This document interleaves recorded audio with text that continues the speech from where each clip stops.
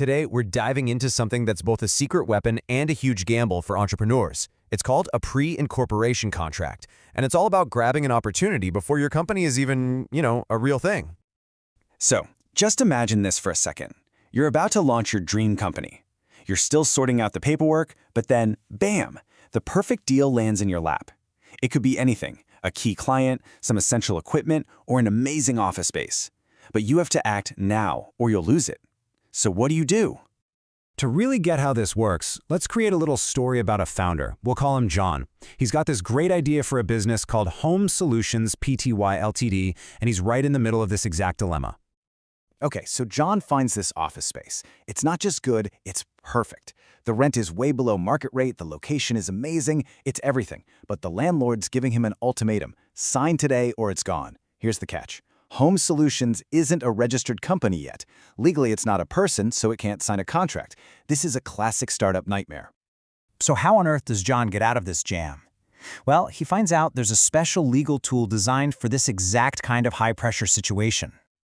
And that tool is called a pre-incorporation contract.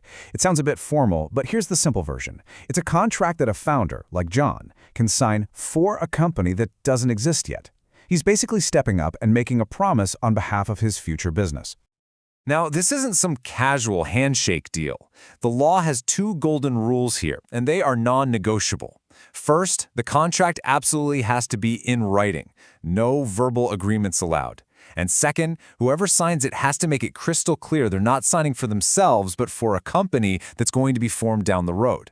This is all about making sure everyone knows what's going on. So John decides to go for it. He signs that lease, but he's careful. He makes sure the contract clearly says it's for Home Solutions Pty Ltd, a company to be incorporated. He's followed the rules to the letter, but what he's also just done is bet his own personal finances on a company that's still just an idea. Right now, all the risk is sitting squarely on his shoulders. All right, now for the moment of truth. A few weeks go by, the paperwork gets filed, and ta-da! Home Solutions Pty Ltd is officially incorporated. It's a real legal entity now.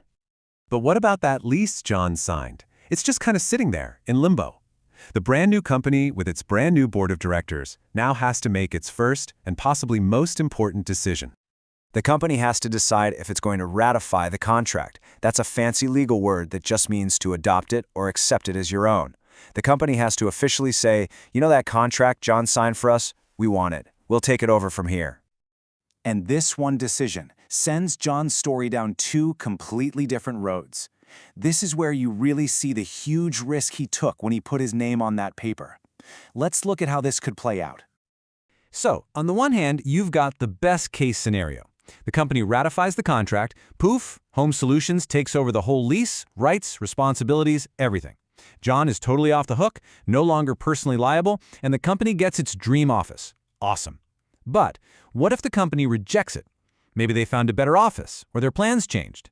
Well, now John is personally and solely on the hook for that entire lease. The rent, any penalties, it's all on him. Just let that sink in for a second. The law is brutally clear here. If the company says, no thanks, the person who signed is left holding the bag. It is an incredibly powerful tool for sure, but the personal financial risk is just massive. So this big decision can't just be left hanging in the air forever. The company doesn't have unlimited time to make up its mind.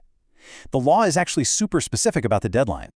And that deadline is exactly 3 months. The clock starts ticking the very second the company officially comes into existence. So, think of it like this. Day 1, the company is incorporated and a stopwatch starts. For the next 3 months, the board needs to make a clear choice, yes or no. But, and this is the part that catches so many people out, what if they just do nothing? If 3 months pass and the company hasn't said a word, the law makes the decision for them. The contract is automatically ratified. Yep, doing nothing is the same as saying yes. Okay, so let's boil this all down. What are the big takeaways? Pre-incorporation contracts are an amazing way to lock in deals early. But remember, it has to be in writing. You, the founder, are personally on the hook until the company says, we'll take it. And never, ever forget about that 3-month ticking clock. And really, it all comes down to this one question that every single founder has to ask themselves before they even think about signing. It's a high-stakes play that could either secure your company's future or completely risk your own. So you have to ask, for your venture, is that reward truly worth the risk?